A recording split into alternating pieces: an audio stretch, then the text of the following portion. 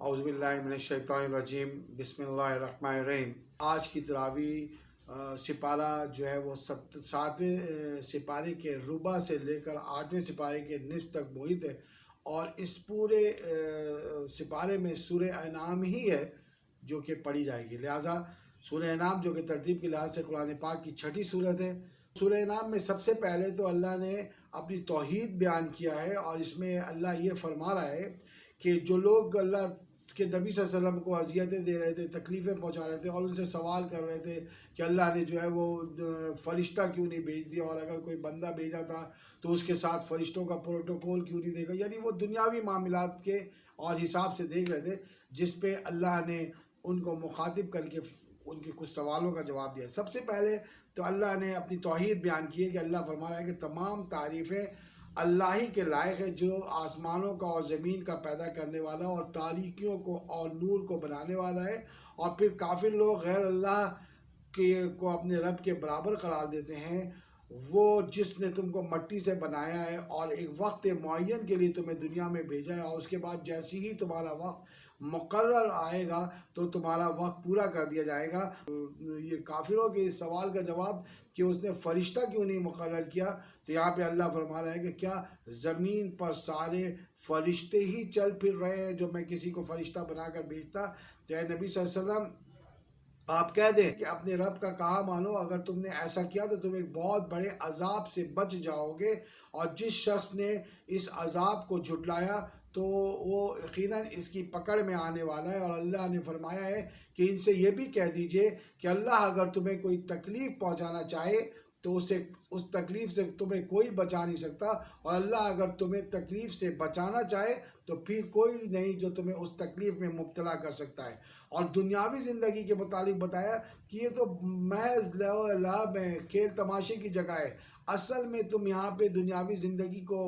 ترجیح دے رہے ہو اور اس میں تم کھوئے ہوئے ہو۔ تمہیں تو اصل میں جو دن دیکھنا ہے وہ آخرت کا دن ہے، اور اللہ تعالیٰ ہی کے پاس غیب کی کنجیاں ہیں، جان رکھو۔ اور تمام چیزوں کو جاننے، اور جو کچھ خشکی میں ہے، تری میں ہے، جو کچھ دریاؤں میں ہے، جو کچھ سمندروں میں ہے، اور جو کچھ بھی زمین اور آسمان کے درمیان ہے، اس سے صرف اللہ ہی واقف ہے، اور کوئی نہیں ہے جو اس کی خبر رکھتا ہو۔ نہ کوئی اور ہے جو خشک اور چیز کے متعلق کوئی جانتا ہو۔ وہ ایسا ہے کہ رات کو تمہاری روحوں کو قبض کر لیتا ہے، اور اس کے بعد جو کچھ تم دن بھر کرتے ہو اس کو جانتا ہے، پھر تم کو جگہ اٹھاتا ہے، اور یہ جگہ اٹھانا بھی اس کا ایک میعاد معین کے لیے، ایک مخصوص وقت کے لیے۔ اور پھر اللہ فرماتا ہے کہ اور اگر کسی کا وقت پورا ہوتا ہے تو پھر اس کی روح کو روک لیا جاتا ہے۔ دیکھیے یہاں پہ اللہ نے کیا فرمایا کہ جب ہم اور آپ سو رہے ہوتے ہیں، آرام کر رہے ہوتے ہیں، اللہ ہماری روحوں کو قبض کر لیتا ہے اور پھر اس کو لوٹاتا ہے۔ یہ قبض کرنا اور لوٹانا ایک مخصوص معین مدت تک کے لیے، جب تک کہ اللہ نے ہمیں رعایت دے رکھی ہے۔ اس کے بعد جس روح کو وہ چاہتا ہے وہ روک لیتا ہے۔ وہی اپنے بندوں پر غالب ہے، برتر ہے، اور تم پر نگہداشت اور نگہبانی کرنے والا، اور اس نے تمہارے پر نگہدان مقرر کر رکھے ہیں، اور اس کی روح ہمارے بھیجے ہوئے فرشتے قبض کر لیتے ہیں اور ذرا کوتاہی نہیں کرتے۔ جب روح کو قبض کرنے کا حکم آتا ہے تو اللہ فرماتا ہے کہ پھر ذرا کوتاہی نہیں کرتے ہیں، پھر اپنے مالک کی حقیقی کے پاس لے جائیں گے۔ اور خوب سن لو، اللہ فیصلہ کرنے والا اور بہت جلد حساب لینے والا ہے۔ اے نبی صلی اللہ علیہ وسلم آپ کہہ دیجئے کہ کون ہے جو تم کو خشکی اور دریاؤں اور ظلمات اور مشکلات اور پریشانیوں سے بچاتا ہے؟ وہ تمہارا رب ہی ہے۔ پھر کہہ دیجئے کہ اللہ ہی تم کو اس سے نجات دیتا ہے، اور ہر غم سے پھر تم شرک کیوں کرتے ہو؟ پھر آپ فرمائیے کہ وہی قادر ہے تم پر کوئی عذاب، کوئی مشکل یا ڈال دے، یا تمہیں گروہ گروہ بانٹ دے، یا تمہیں ایک دوسرے کا دشمن کر دے۔ اگر وہ ایسا کر دے تو بتاؤ کہ کون ہے جو تمہیں ایک دوسرے کا دوست کر دے؟ اسی طریقے سے اللہ نے اپنی وحدانیت کو بیان کرتے ہوئے فرمایا کہ بے شک اللہ تعالیٰ ہی ہے جو دانے کو اور گٹلیوں کو پھاڑتا ہے، اور اس کے اوپر سے جاندار کو بے جان سے اور بے جان کو جاندار سے نکالتا ہے، اور اس کے پاس ہر طرح کا حساب ہے، اور وہ ہر چیز کا حساب رکھنے والا ہے۔ اور وہ ایسا ہے جس نے تمہارے لیے ستاروں کو پیدا کیا ہے تاکہ تم ان کے ذریعے اندھیروں میں اور خشکی میں اور دریاؤں میں اور سمندروں میں راستے کو تلاش کر سکو۔ وہی تمہارا رب ہے جو تمہیں ان تمام چیزوں کی طرف لاتا ہے۔ پھر کیا وجہ ہے کہ تم اپنے رب کے حضور شرک کرتے ہو؟ یہاں پہ ابراہیم علیہ السلام کا واقعہ بیان کرتے ہوئے اللہ فرما رہا ہے کہ ابراہیم علیہ السلام نے اپنے باپ سے کہا کہ یہ بت پرستی کیا ہے، میں آپ کو اور آپ کی ساری قوم کو سری گمراہی میں دیکھتا ہوں۔ پھر جب اور اس کے بعد پھر اللہ کی تلاش اور اللہ کی فکر، جیسے میں نے کہا نا کہ اللہ فرماتا ہے کہ کائنات پہ نظر ڈالو، یہ تمہیں رب کی وحدانیت کا اور رب کے حاضر موجود ہونے کی علامتیں دے گا۔ تو اسی طریقے سے ابراہیم علیہ السلام نے کائنات پر ہی نظر ڈالی۔ پھر ابراہیم علیہ السلام اللہ کی تلاش میں اور اللہ کی جستجو میں رہے، یہاں تک کہ رات ہو گئی اور ایک تارا جو ہے چھا گیا، تو انہوں نے دیکھا کہ ایک ستارہ ہے جو چمک رہا ہے، روشن ہے، تو انہوں نے کہا کہ شاید وہ میرا رب ہے۔ پھر دیکھتے ہیں کہ وہ ستارہ غروب ہو گیا، تو انہوں نے کہا کہ جس کو زوال آ جائے، جو غروب ہو جائے، وہ میرا رب ہو ہی نہیں سکتا۔ پھر جب چاند کو دیکھا تو کہا کہ ہاں یہ اس سے بڑا ہے، اس سے زیادہ چمکدار ہے، اس سے زیادہ روشن ہے، یہ اس سے زیادہ ٹھنڈا ہے، تو کہنے لگے کہ شاید یہ میرا رب ہے۔ لیکن جب انہوں نے دیکھا کہ وہ چاند بھی غروب ہو گیا، تو کہنے لگے کہ اگر مجھ کو میرے رب نے ہدایت نہ دی تو بے شک میں گمراہوں میں ہو جاؤں گا۔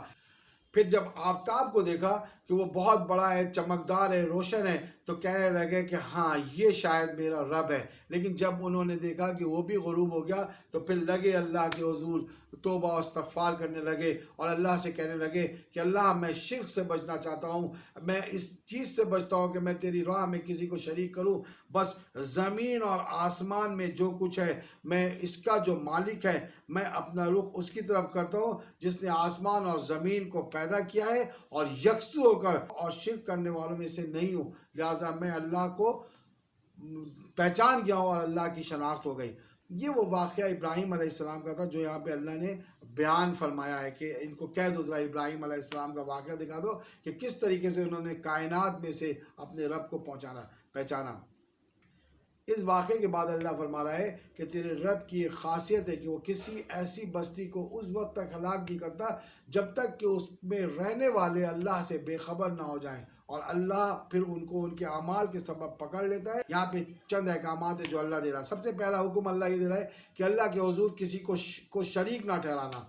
اور اللہ کو شرک سے بچانا، اور پھر اللہ فرماتا ہے کہ اپنے والدین کے ساتھ حسن سلوک کرنا اور ان کے ساتھ بدسلوکی نہیں کرنا، اور پھر اللہ نے فرمایا کہ اپنی اولاد کو مفلسی کے ڈر سے قتل نہ کرنا۔ دیکھو ان کو اور تمہیں دونوں کو رزق میں ہی دیتا ہوں، لہٰذا ایسا نہ ہو کہ اپنی اولاد کو رزق کے وجہ سے کہ کیسے پرورش ہوگی، کیسے پروان چڑھے گا، اس کو قتل کر دو۔ اللہ فرماتا ہے بے حیائی کے جتنے طریقے ہیں ان کے قریب بھی مت جانا، اور ان کے پاس بھی مت بھٹکنا، خواہ وہ اعلانیہ ہو خواہ وہ پوشیدہ ہو، یعنی کسی کو قتل نہ کرنا، اور جان رکھو کہ اللہ ظالموں کو پسند نہیں کرتا۔ اور یتیم کے مال کے متعلق فرماتا ہے کہ یتیم کے مال کے قریب بھی مت جانا۔ محترم خواتین و حضرات، دیکھیں یہ وہ چیک لسٹ ہے جس سے آپ اپنے لیول کو چیک کر سکتے ہیں کہ ہم کس لیول پہ کھڑے ہیں۔ لہٰذا اللہ نے فرمایا کہ ناپ تول میں کمی نہیں کرنا، اور ناپ تول کو جو ہے پورا دینا، اور کسی کے حق میں زیادتی نہیں کرنا، اور جب تم بات کرنا تو انصاف کی بات کرنا، اور کسی کے ساتھ ناانصافی نہیں کرنا، اور قرابت داروں اور رشتہ داروں کا خیال رکھنا، اور جو عہد کیا جائے اس عہد کو پورا کرنا۔ اللہ تعالیٰ تم کو تاکیدی حکم دیتا ہے تاکہ تم یاد رکھو۔ یہ وہ احکامات ہیں جو اللہ نے دیے، اور اللہ فرماتا ہے کہ تمہیں اللہ نے اس لیے دیے کہ تم اس کو یاد رکھو۔ پھر آگے چل کر اللہ فرماتا ہے کہ اور یہ کہ دین میرا راستہ ہے۔ اب ساری چیزیں دیکھیں آپ، مسلسل توحید کا بیان ہے، پھر کچھ احکامات ہیں، پھر رب پہ جاننے کے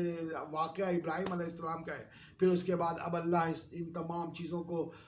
سمیٹ کر کہتا ہے کہ اور یہ کہ دین میرا راستہ ہے جو کہ مستقیم ہے، یعنی کہ اللہ کی رضا کا راستہ یہ صراط مستقیم ہے۔ سو اپنے رب کے راستے پر چلو، اور تم میں اللہ کی راہ سے تمہیں کوئی جدا نہ کر دے، اس کا تم کو اللہ نے تاکیدی حکم دیا ہے تاکہ تم پرہیزگاری اختیار کرو۔ بے شک جن لوگوں نے اپنے دین کو جدا جدا کر دیا اور گروہ گروہ بن گئے، آپ کا ان سے کوئی تعلق نہیں ہے۔ نبی صلی اللہ علیہ وسلم کو مخاطب کر کے کہہ رہے ہیں جو شخص نیک کام کرے گا اس کے 10 گنا ملے گا، اور جو شخص برا کام کرے گا اس کو اس کے برابر برائی دی جائے گی۔ یہاں پہ بھی اللہ کی رحمت ہے، نیکی 10 گنا بڑھا کر دی جائے گی، اور جو آپ برائی کریں گے تو برائی کا انجام سے برائی، یعنی جتنی برائی آپ نے کی ہے وہی۔ پھر آگے اللہ فرماتا ہے کہ فرما دیجئے کہ بالیقین، اب یہاں پہ ایک عہد جیسا ہے جو ہم نے اپنے رب سے ایک وعدہ کیا ہے۔ یہاں پہ اللہ فرماتا ہے کہ اے نبی صلی اللہ علیہ وسلم ان سے کہہ دیجئے کہ یہ کہتے ہیں کہ بالیقین میری نمازیں، میری ساری عبادت، میرا جینا، میرا مرنا سب خالص اللہ رب العالمین کے لیے ہے۔ بس یہ وہ بات ہے جو کہ ہم نے اپنے رب سے ایک عہد کیا ہے، ان الصلاۃ و نسکی و محیا و مماتی للہ رب العالمین، کہ بے شک میرا جینا، میرا مرنا، میری تمام مراسم عبودیت یہ سب اللہ رب العالمین کے لیے ہے۔ اور وہ ایسا ہے جس نے تم کو زمین میں خلیفہ بنایا ہے اور ایک کا دوسرے پر رتبہ بڑھایا ہے تاکہ تم کو آزمائے ان چیزوں میں جو تم کو دی گئی ہیں۔ یہ بالیقین آپ کا رب جلد سزا دینے والا، اور بالیقین وہ واقعی بڑی مغفرت کرنے والا اور مہربانی کرنے والا اور رحم کرنے والا ہے۔ اس طریقے سے سورہ انعام جو ہے وہ مکمل ہوتی ہے۔ تو آپ نے دیکھا کہ یہ سورہ انعام، اس میں زبردست توحید کا بیان، توحید کی شناخت کیسے کی جائے، اور پھر وہ چیزیں جو کہ ہمیں کرنی چاہیے، جس پہ ہمیں قائم رہنا چاہیے، یعنی ایک چیک لسٹ کہ واقعی ہم اللہ کے احکامات کے مطابق چل رہے کہ نہیں چل رہے۔ یہ سارا جائزہ تھا آج کی اس تراویح میں، اور انشاءاللہ تعالی اللہ نے زندگی دی تو اس کے آگے کا قرآن آپ کے سامنے پھر آئیں گے اور بیان کریں گے۔ اللہ ہمارا اور آپ کا حامی و مددگار ہو۔ وآخر دعوانا ان الحمدللہ رب العالمین۔